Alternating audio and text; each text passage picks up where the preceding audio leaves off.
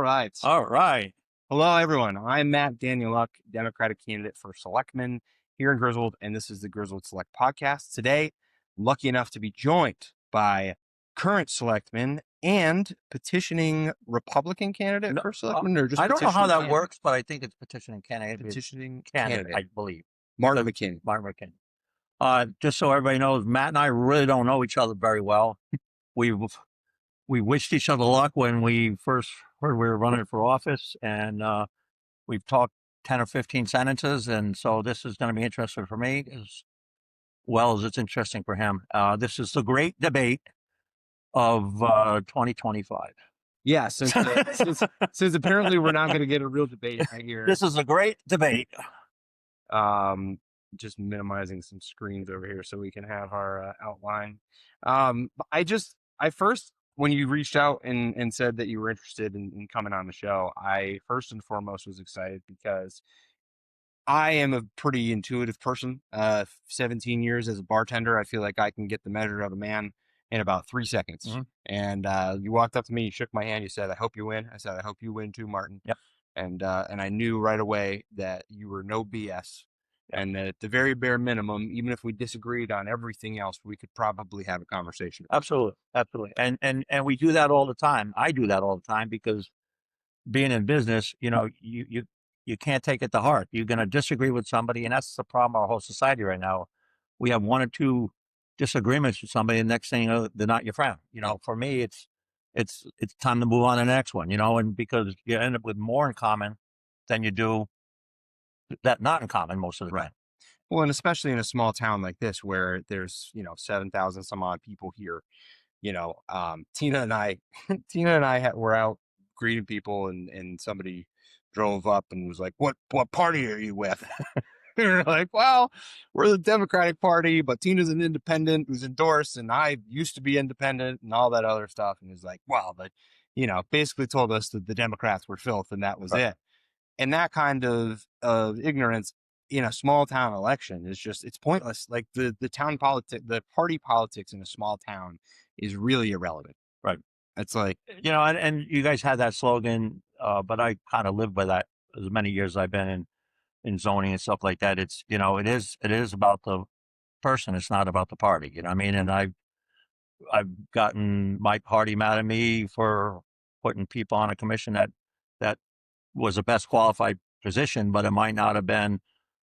It should have been a Republican, or it should have been a Democrat, or it should have been something else. But, I believe that you have to go what's right for the town, on all facets. And then they'll get upset, and then they're over it and on to the next thing that they're upset about. Or it's usually me, though, but that's fine. Well, we'll get into that for sure. But I think too, like, I saw a lot of, and I'm sure the DNC side, or the Democratic, the DTC side of things will have the vote row A. I've seen a lot of like vote row B, and the idea of just the party lever is ridiculous to me. I went to a zoning board of appeals meeting, and 3 people stood out to me, and only one of them was one of the Democratic candidates in that commission, in that meeting, where I'm like, oh, these guys are asking the right questions. They're calling these attorneys to the mat. They're reviewing the ordinance in a way that is relevant. And I went, okay, like, I don't really care what party you're in. If I think you're good at this job, I'm going to vote. And I had to get up and say a few things because I think zoning board of appeals is there to change an existing regulation, whether it's frontage or whether it's side yard stuff. And quite frankly, they were ruling on to uphold a cease and desist, or not a cease and desist, not necessarily the merits of what the whole thing was about. Correct. And I stated my opinion non-lawyerly. All the lawyers said I was wrong, but I still believe in my heart that's their job, is to make variances on existing zoning regulations, not something that is not a regulation. Well, in the decision meeting where there was no public comment, was a lot of really good conversation happened. And specifically, the thing that was said that stood out to me the most was actually Mr. Button, who said, he's like, well, yes, we have a permissive ordinance, but if you're going to the letter of the law, there's also nothing that specifically says that you can have a long-term rental. He goes, and that doesn't seem to be a problem. And that was ultimately, I think, the thing that kind of they made their decision on. And I think just being able to have productive conversations like that across, regardless of what party you're with, is the most important thing. And that's kind of how I think I think that is the thing that you and I connected on right away, was just like, none of this matters in terms of like you were running on this side and I'm running on this side. I respect you as a person because I know that we have the same interests, which is doing the best for the town. Mhm. You know, so I want to talk a little bit about that because Sure. you're petitioning, right? You had to get signatures I to did. get on the ballot. Yes, I did. Okay. So you are the current selectman. You ran in partnership with Wayne Meehan in the last election. Yep. And now you're kind of a free agent in this match. I'm on waivers right now, running around. It is a lot of work. I will tell you, putting up signs. I have 50, 60 signs, 50 signs. And now I'm wondering where I put them all. So I'm going to have to make a list. So when I go pick them up, so I'm not really organized on that, but I'm starting to work. I was like, where did I put that one? So I got to get organized on that. But it is very time consuming, just with that and talking to people. I usually talk to everybody before I put on the yard, thank them, and it's, so yes, I'm a petitioning candidate. I, everybody asked me the same question. Well, why did the Republican Party not put you in there? I have my ideas, but I really don't know. I was kind of taken back. It was after a borough meeting. I met with Wayne and I said, we're running together this year, right? He goes, well, let's just with the party, who the party endorses. And so right away, not that I'm the smartest guy in the world, I figured he's not running with me.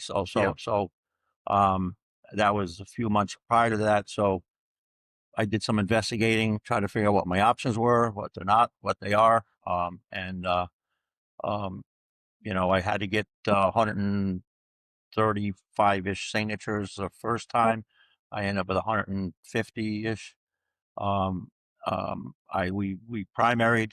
I lost by 8 votes. I think it's 8 votes. There was a recount, so I'm not. Yeah. It really doesn't matter. I lost. And prior to that, the election laws are really difficult. You have to have really somebody to tell you what to do and how to do it. And I was fortunate somebody fed me some information, not from this town, but a friend of a friend. And I had that other petitioning ballot ready to go when it was already in the process of doing it. That, because if you waited till after the election, there's not enough time to do it. Correct.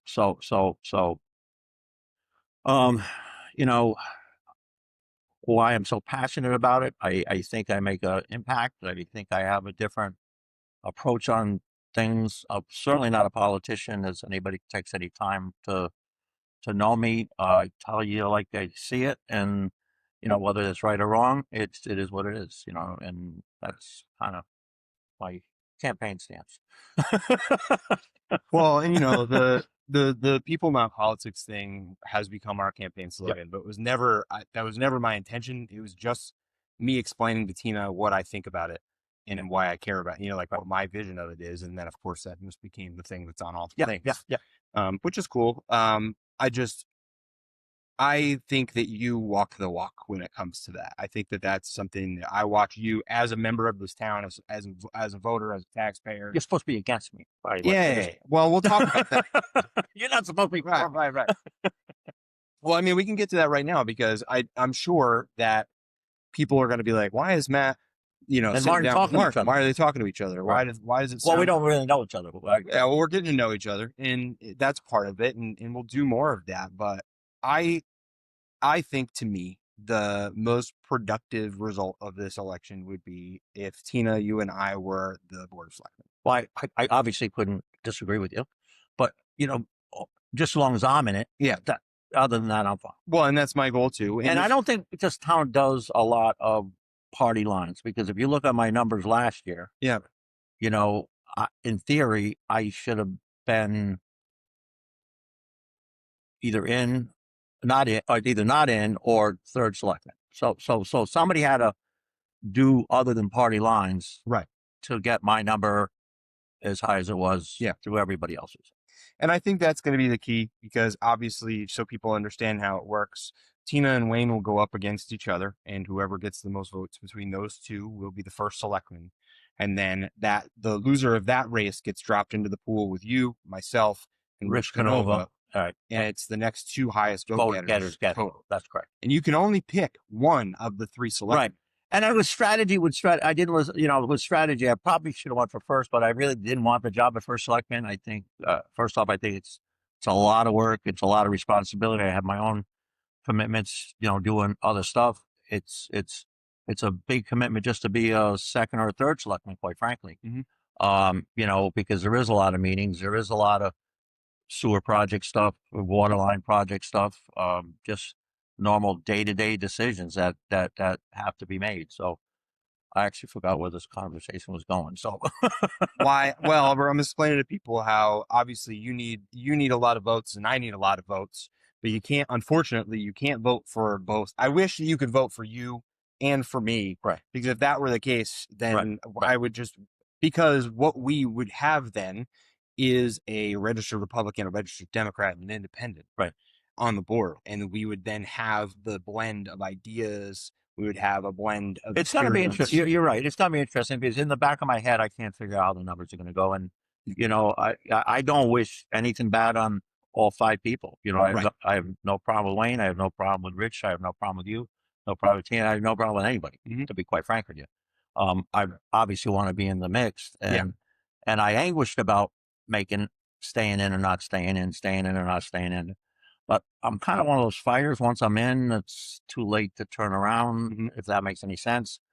And I feel I lost. I'd rather go to the end and lose first. Yeah, you got to keep fighting versus stopping halfway. And once I was in it, I was in it. Yep.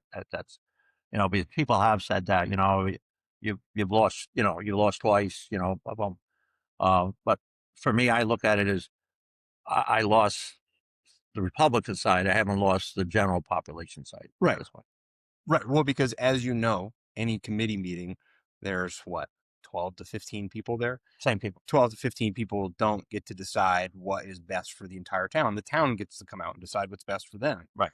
And I think that's the goal. I think that the goal is to give people the information. I know that's been my platform is giving the 7,000 people the information that they need to say, actually, you know what? I am going to go out and vote this year because I know what's happening. Right. And I know who I can vote for and I know what they care about. And so I think the next thing I would love to talk about with you is something I think we both see as a main goal. Like, what is your vision for the next 2 years of the Board of Selectmen? What are the priorities? Well, I don't make campaign promises because I feel that's just the way to sell out to the person to get their vote. Correct. So I tend to handle problems as they come up, if that makes any sense, versus do I have ideas? Yeah, I certainly economic development is one of them.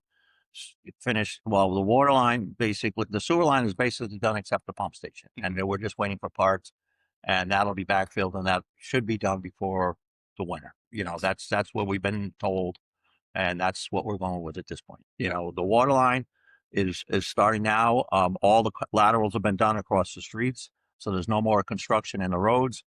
It's just done along the property lines on both sides, and that should be onto Griswold property by fall, or by winter, I should say. Yeah, that'd be better analogy. And so at that point, then the next thing is the water tower, and then marketing that corridor. Once that's done, that's all about the marketing. I've been in zoning for years, and this is I'm a selectman now, but I went through 4 selectmen with this process. The water tower, the placement of the water tower, the water lines. I mean, it just doesn't.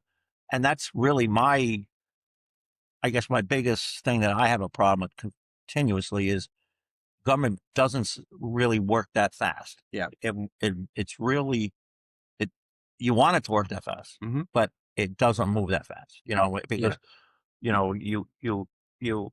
we want to do this, let's just say, and then there's a piece of property. Now, the town doesn't own that piece of property. I mean, we have to negotiate to buy that piece of property. Now we have to, once that happens, then you have to go to a referendum, to allocate that money. And then you have to, so everything is Mhm. a process. And as you see with all these meetings, it's not 1 month and done. It's, open public hearing, another month later, and then that's closed. And then, depending on what board you're going through, you have zoning, you have 60 days, if it's closed, you've got 60 days to answer it, wetlands the same way. So stuff doesn't move because part of before the vote, most chairmen try to make a consensus or try to figure out, if you're on a board, at least with me, or I could probably, I don't want to talk about Cortland or something like that. We always try to build a consensus. We try to take your concerns and dovetail that into my concerns and come back to the applicant with, this isn't exactly what you want, but this is middle ground Mhm. that we can all tolerate, for lack of a word, and Yeah. then move on. So, and I think that's 99% of being the chairman Yeah. is valuing your opinion and value whether I agree with it or not. What I Right. mean? I'm not saying I don't, but I mean, whether I agree with it or not, that's part of the decision. That's part of the process, I believe.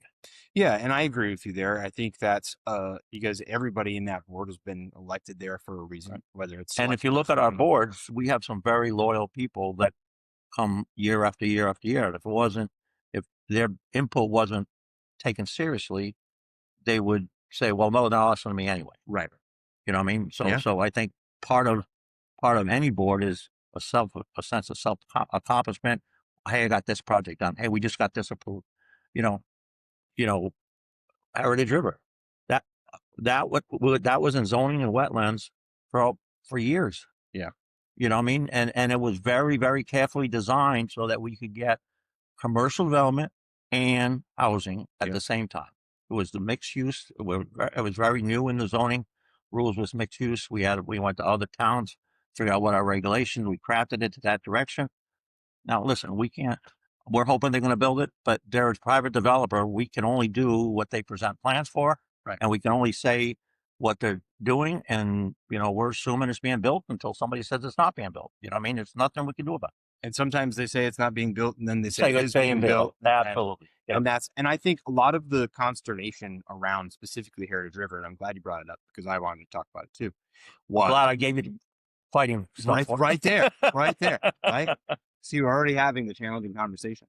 I think a lot of the consternation around the Heritage River project is people have been hearing about it for so long. They don't understand it. They don't understand it. They don't understand it. They don't understand that it's set up in phases. They don't understand 160 of those units. It could be 180, it could be 150, but 150 or 60 of those units is the Alzheimer Care Center. Yep. Okay. That is not a tax-based burden. That is a business. So that would be taxed like a business. Yep. For 160, 150, for lack of 150 units. And I apologize.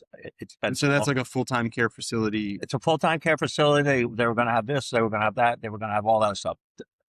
There's a secondary building that was supposed to be a YMCA and a daycare center. Yep. Okay. There was then out front, and and then out front there was commercial development on the bottom floor, good size square footage, 2 separate buildings with commercial development on both sides, and then housing on top of that commercial development. Yep. That's phase 1.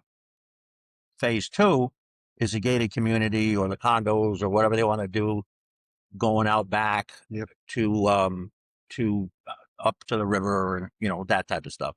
And there's a walking trail. Well, I think phase 1 had a walking trail. And the other thing we learned a long time ago is we make them do all the infrastructure on the whole project, even though if they're only doing phase 1, phase 2.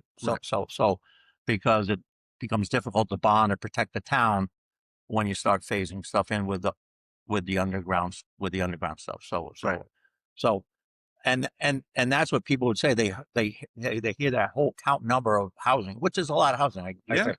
But if 150 that is tax based housing, right? I mean, that's a different animal. And then if you look at the commercial, listen, I don't, what the YMCA why it did get built, I don't know, but that was what was proposed. Yep. It was proposed a daycare center. Okay. Out there also, that's what proposed in the same building, I think the YMCA, by memory, the YMCA and the daycare center were in the same building. Yep. You know, type of thing. So Yeah. I mean, All good, all things that would be positive for the town. And you can talk about now when we're talking the first floor, two separate commercial locations. Are we talking retail locations? Are we talking restaurants? Are we well, talking, it could be anything yeah, because the way the zone was set up, it could be anything. It could have been package store, I guess. It could have been hardware store. It could have been a restaurant. It could have been anything. You know yeah, what I mean? And then we were hoping, like, because of the Alzheimer's and stuff like that and the other housing, that maybe a CVS or maybe you know, it's quite frankly, I hate to say it, but it's not our job to determine what a developer develops in there right. and what he sells and what he puts in there. Mhm. It's just our job to give him the rules and the format to get what he wants to get approved. And it's his vision or their vision that allow you to um, build what they want to build. And I think the other thing that people need to understand, because I've seen some comments on the town, pages and stuff like that You're making about, me look too good. You got to start. well, but I've seen a lot of comments about why like the Stotts property isn't being bought and developed and all these different things, right? And a lot of the conversation around that has been the price of the land. And I reached out to one of my longtime friends who does exclusively commercial real estate. I'm on the residential side. He does all commercial. He works with developers. And what did he say? Builds Dunkin' Donuts and stuff like that. He said the reality of it is if the guy that owns the Dunkin' Donuts franchise has to put up the building, it takes a really long time for him to make it profitable. Mhm. So that's why the value of the Heritage River project is that they are going to put all of this stuff in and create the space for a large company to come in and say, okay, this exists, great. We'll pay the lease, we'll pay the taxes, we'll do this, and then we'll operate this business. Right. And I'll give you an example. I build gas stations, you know, so the number, if without the land costs, okay, it's just for the outside tank work, it's $300,000 to $400,000 just for the tank work. Mm-hmm. And then each one of those fences out there that we're looking at is $20,000 a piece on top of that. Then you have, okay, now we want to build a 4,000, usually between 4,000 and 5,000 square foot building with coolers and stuff like that, with a drive-through window on one side and dividable. Mm-hmm. There's another $2 million, 2.5, 2.1, depending what kind of facade they have on the building. But just a square building with a flat roof, it's going to be a little bit less expensive. But that's where zoning comes into it. So we want peaked roofs now. We want. Not to And mention now, then all of a sudden, Mhm. so then you say, okay, let me go buy this 2-acre parcel down here, and it's $1 million for that 2-acre parcel. You can't amortize that number. Right. That's the problem. You can't the building costs are astronomical in this area right now. Right. Well, and everywhere. Building materials expensive, Yep. and has been for quite some Yep. time. It's the same thing with residential houses. It's the reason when you see these home builders get their hands on properties that they're building raised ranches, because it's the cheapest thing to Mhm. build. And everybody's like, I was why wondering are all about these? that. I was wondering about yeah. So It's why because you and get you don't the see a most lot of square- spec the most houses square anymore either. footage. You know, No, not a lot of spec houses. right? You don't see very many others at all. Nope. I have a builder who's building one right now in Lisbon, and it's going to be a raised ranch because it's the most efficient way to maximize the property. Get the And you most don't have to square redo a footage. sub plans. There's plenty of plans online. There's Yep. Yep. Okay. Oh, Yep. and so I imagine it's the same commercially. Also, people don't go. My commercial real estate guy was telling me, he goes, these Dunkin' Donuts, they're building them 1,000 square feet now without any seating inside because no one goes to sit inside a Dunkin' Donuts. Right. Well, and the other thing is, just so you know, the reason why these Dunkin', because basically all those guys do is they have to give 10 or 15% or 18% to the gas station. Right. You know, so you start amortizing that number depending on what they do for sales. You know, that becomes relatively expensive. So would he rather take that $5,000, $6,000, $10,000 a month and put it towards a piece of property? Right. Then that's why you always see, like up at Plainfield, it was rented for standard. Now they're across the street. Mhm. In Norwich, they're doing the same thing. They bought the Grange building. Yep. They're putting one up. It was right next door at the gas station right next door to it. So they're moving out of that one, moving to their own building, Right. and it's just economically smart thing to do. So there's a lot of factors there, but ultimately it comes back to if you build it, Why are we talking about gas? they'll come. Because economic development in the town of Griswold is the way that we get that we lessen the tax burden on the taxpayers. That's it. Period. There's no other way. I agree. There's no other way. I agree. And you know, for me, I think the cart horses out of the barn, whatever that analogy is. Hmm. There is some potential on that corridor, but I don't see there's not a lot of potential on that corridor. I don't see, there's already a Target, there's already this, there's already, so, and you're starting to see Yes. some of that stuff getting smaller and some of their spaces not being rented out, or they're minimizing their square footage. Right. So I think, and as you know, with real estate and everything's cyclical, Yes. right now. So right now you're in a lull. That doesn't mean the interest rate drop a couple more points or another point and a half. Yeah. Things will get cranking again, or at least real estate will pick up. You'll start selling more stuff, and it, right now people are paying 2-3%. If you have good credit, you're paying 2.75 or 3% interest right now, and if you bought before March, before 2020, right, and then so now you're saying, okay, I can get top dollar for this, but anything I buy, I'm going to pay 6.9 or 6 or 7% or I saw a reno loan the other day with a pre-approval. It was the first time, and I saw it was a 5.8%, and it's the first time I've seen it under 6. In like 3 or 4 years. Yep. And that's a good sign. That's a great sign. That'll turn things around. That'll turn things. People need that, but also having other affordable housing is not a bad thing. Like getting more people reasonable livable space in our town. Well, it also just so you know, one of the things with zoning is everybody talks rooftops. Yeah. Okay. So that's what's going to dictate somebody coming in, how many rooftops, how many tops. Correct. But then all of a sudden, then you start doing that. Then you have, we'll just say the Board of Ed, or you have the school. Well, can we handle all those kids? Do we need more teachers? Do we need more of this? We already do. I can tell you. Right. But I'm just saying that's the next. That's the cost, because with the commercial development, it's not a one-sided street. You know what I mean? Because with commercial and residential development, I should say, there's an impact. That means more housing, more kids in the school, usually. No, that's absolutely true. But I do think so. I guess, and that's important to me to talk about how we can maintain the balance, because at the end of the day, Griswold is a small town. We have a lot of farms here. We have, not a lot of farms that are producing a ton anymore, but for a long, long time, that was kind of the hallmark of this area. Mm-hmm. So and we're very careful in zoning with that to make sure the walls stay up. Yep. We change some of our regulations back. We don't want to lose the rural character of the town, but then you're balancing. We are very pro development as far as the zoning board is and wetlands is.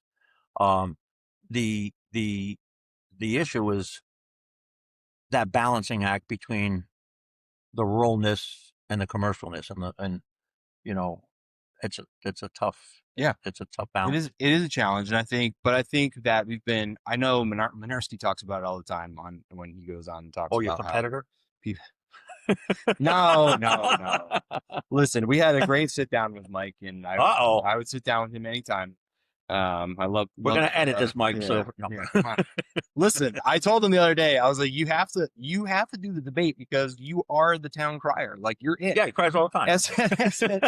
SNSN radio, for better or worse, is the only real resource for true local news. And I told him a couple times he's got to start pushing a lot harder, because that WIN when you're ready, is starting to move in a little bit on it. They're expanding, and I not that I noticed stuff like that. I know somebody there who works as a host there, and I was like, I wonder if maybe we could, because I do think it would be great to have that kind of conversation. And I'm very respectful to Mike, because I advertise on CTY and I advertise on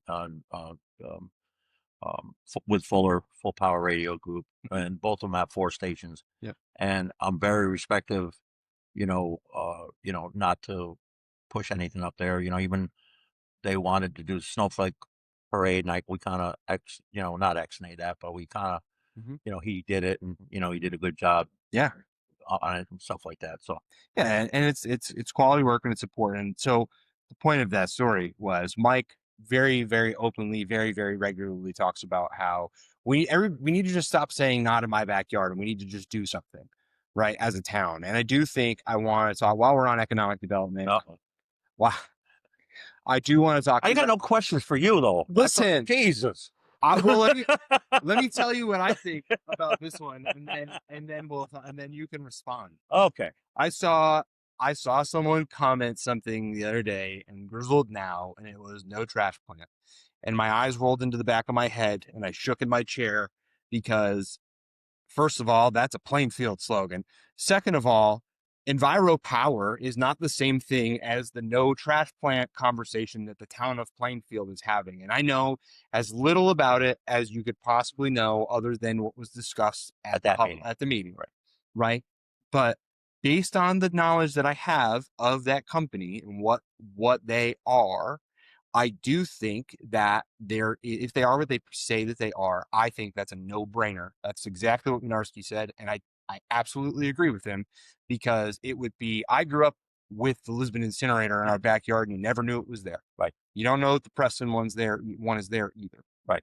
So to me, that appears to be a pure net positive for the town of Griswold. The only thing that would concern me is the rest of the development, that depending on which one's done first, okay, it could hamper any further development, because who would want to go next to a ash burning plant? You know what I mean?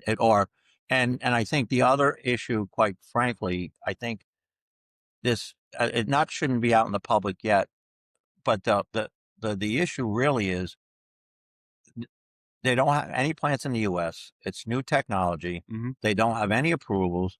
They were supposed to get us drawings of what it's going to look like, how it's going to lay it out, how the stack's going to be, all this other stuff. Okay, and I mean, we're a very difficult state to get stuff through. Correct. And I would hate to have it give them permission to build something, not get any tax dollars for 4 or 5 years while they're getting their approvals. Correct. And potentially scare other people away, or miss out on another developer who that could have come up. Okay, and it wouldn't be their fault. It would just be, but I just feel it's, and I don't know enough about the technology to make this statement, but I think it's a very hard sell to sell something in Connecticut that they want to pump water in from the Quinnebog River. They want to circulate it.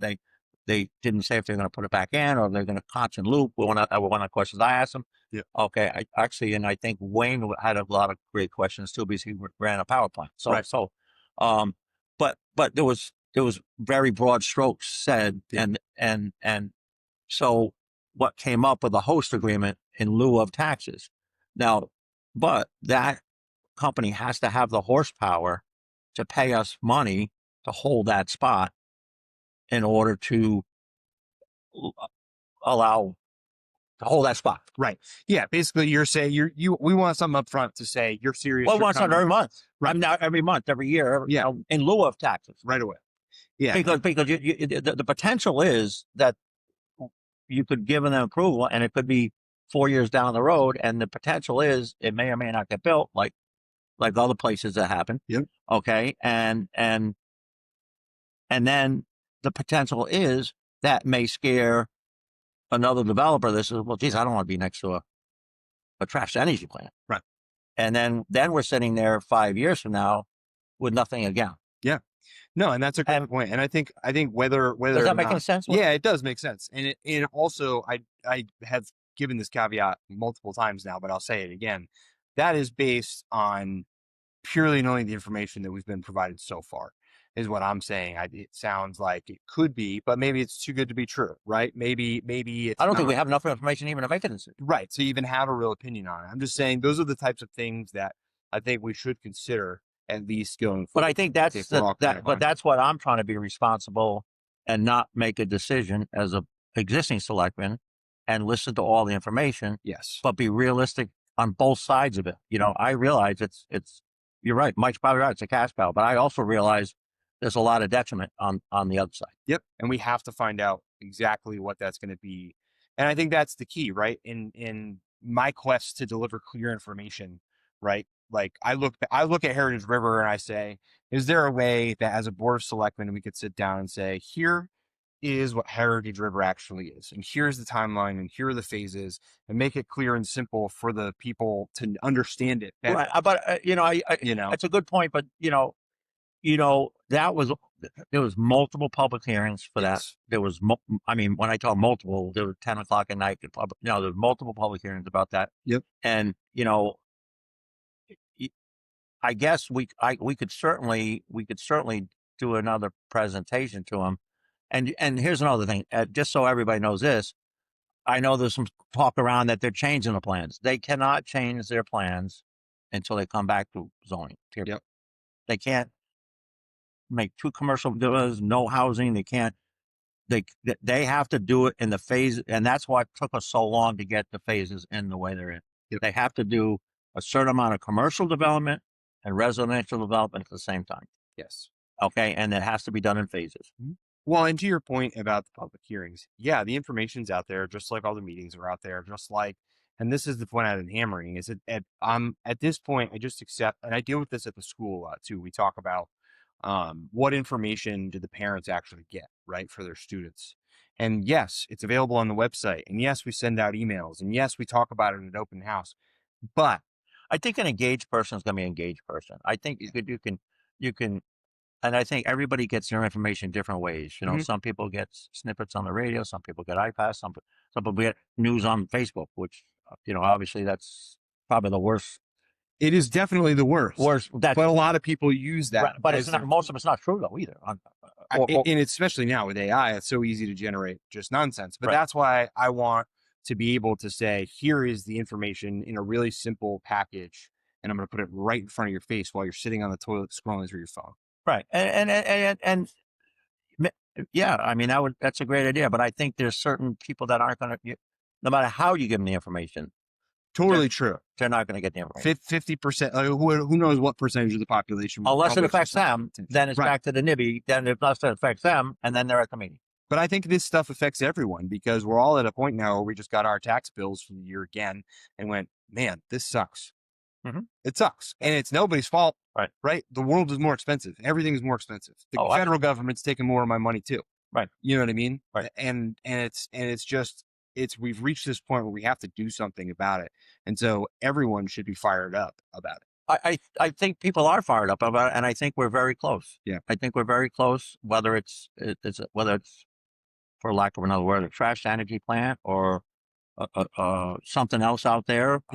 There is a lot of interest. I'm not at liberty to say, but there is a lot of interest out there. And that's the other thing, the next question you're going to say to me, well, everybody wants me to tell them everything, or everybody wants Tina to tell them everything. You can be as transparent as you can, but there's certain things you can't tell people because it'll ruin the deal or it'll mess up the whole apple cart. Did you lose me or something on that? No. Oh, okay. No, I was just reviewing what we were planning to talk. And how long is this thing going to be, for Christ's sake? Well, that's why I was looking, because I knew we would go down a couple of different paths because you have a lot of good information, and I think we think similarly about a lot of the stuff. I do want to talk about the selectman election as a whole. Oh, okay. For a second, because you keep bringing this up, and I wanted to give you the floor to say what your thoughts are about the slate, potential pitfalls of the way this could go. Do you have anything that was on the top of your mind that? Well, I guess I might as well just say it. I probably the reason why I didn't get my nomination for the Republican Party at that meeting, I did say I really think Wayne's a great person. I really think Mary Beth's a great person. And I don't think they should be running together because the potential that Mary Beth will be Board of Ed chair and Wayne will be a first selectman, and basically our whole budget is in one house, and I think they're both very, very competent on their own, but I don't like the idea of having just me, and I'm sure nobody thinks like I think, but I just don't like the idea of having everybody, the whole town budget in one up. Now, the first thing that somebody's going to say to me is, well, what about Todd and Gina? Well, that's one side of one budget and the smaller side of the budget. Yeah. And there is no rule against it. So just so everybody understands, there is Right. no rule against it.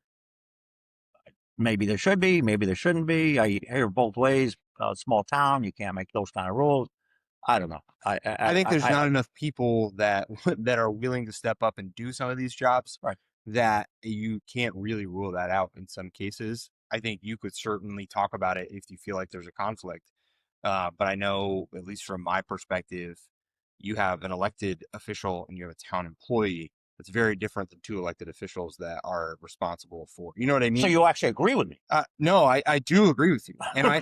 And so listen, so I brought this point up to a Republican friend of mine who lives in town, and I said, what do you think about this? Because he was like, I think, I'm going to definitely vote for you, right? Like, we have a good relationship. We see things. Well, he says way. that, but I'm sure he's going to. And maybe he won't.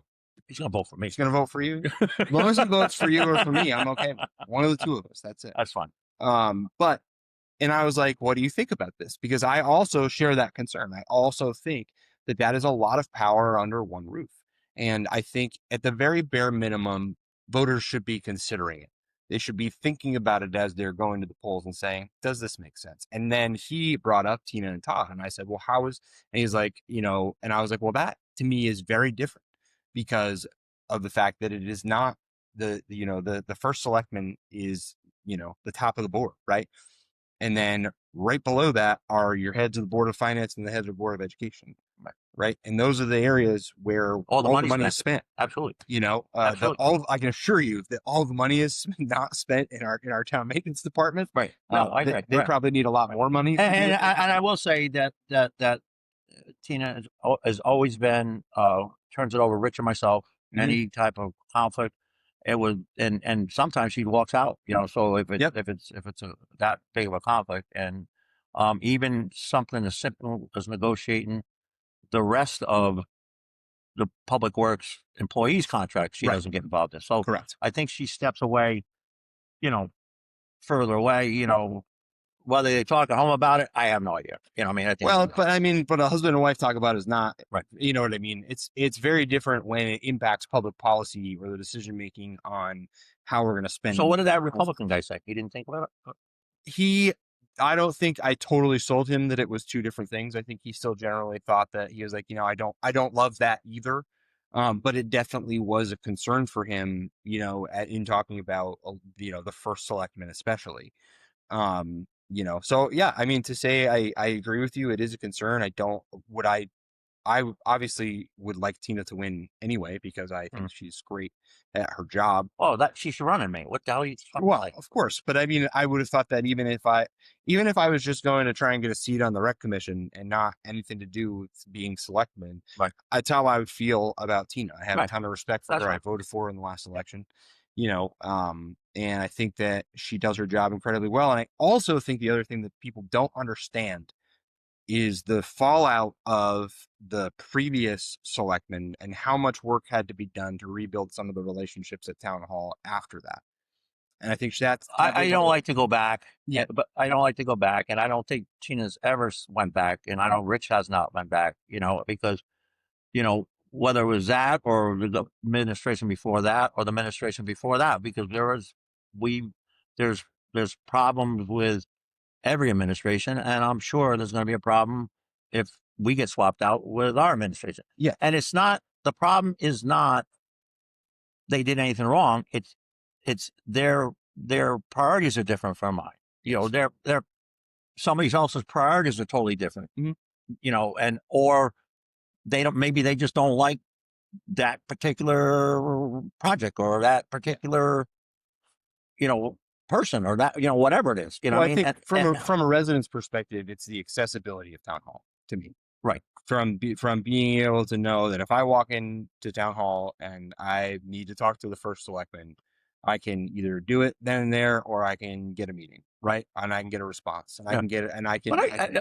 Well, maybe I don't know, but I thought most of them have been pretty good with that, but maybe I'm wrong. I don't know. I don't know. I just think that's important, and I know that that's a hallmark of Tina's time. The problem with me, I just barge in Yeah. when I want to talk to either Well- one, any of them. Well, so and I don't. So I don't need I never need an appointment. They just come on in, Mark. But so I think Tina's very patient, and Tina's very she does a good job of trying to make sure that she's respectful of people's opinions and She doesn't wants step to on please toes. everybody. I think you and I are similar in that, like, especially coming from the private sector, like when I manage a bar, if I walk in the door, I walked in the door to a job and the bar manager before me, Didn't whatever, have stuff stocked, didn't have it rotated, we would run out of glassware on a Saturday night. And it was, unacceptable. and I went to the GM of the restaurant and I said, I need you to order me basically 10 of everything right now. And he's like, we can't do that. I was like, I don't care. You order me 10 of everything, and I'm going to walk out right now.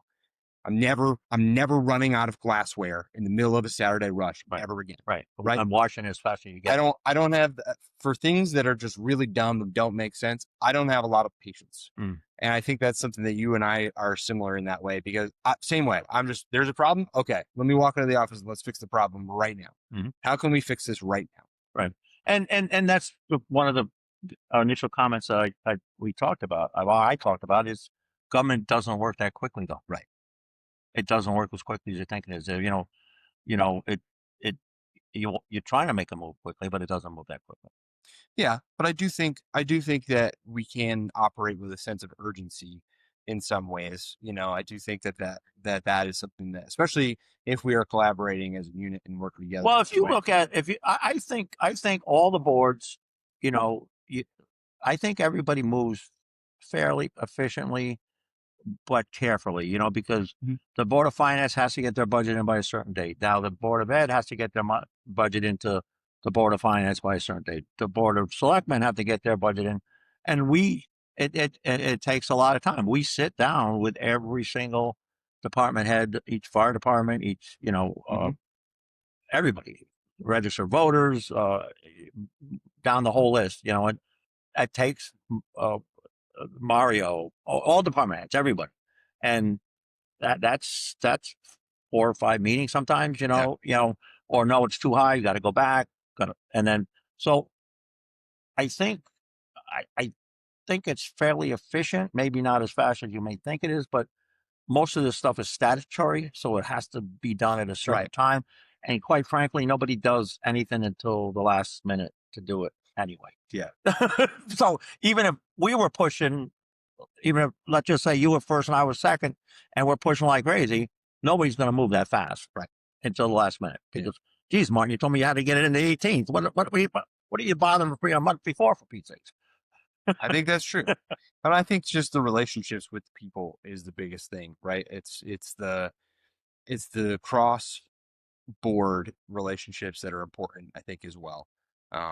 Working closely in accordance with the Board of Ed, with the Board of Finance, with those things. And I think maintaining those kinds of relationships is kind of a hallmark of a functional town government, right? Because in a tiny town like this, like those things are all interconnected, one way or another. Do you have any other thoughts that you? Well, obviously you had planned for all my questions. I have no questions for you on our great debate. And it was great to talk to you. It was great to hammer back and forth. And I hope, regardless, I hope you win. I hope you win. And if I don't, I'll see you next 2 years from now, and we'll be debating again. Right back at you. Right back at you. Yeah, no, I feel the same way. I'm not planning to go anywhere, regardless of how this goes. Right. I think you and I are on the same page there. And my hope is that we get to work together with Tina on the board. I think that would be the best outcome. Obviously, selfishly for you and I, because I want to win and you want to win. Right. But I think it would be the most functional that it could be for the town as well.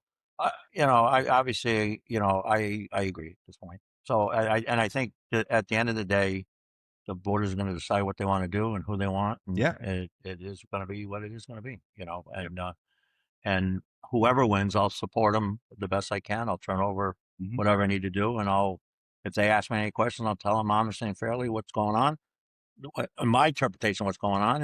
And let them, if it's you, move on to the next battle. So and as transition should go, for sure. Right. A little bit of help there. And at the end of the day, ultimately, for those of you who have survived this almost hour with Martin, what's an hour? Holy Christ. almost.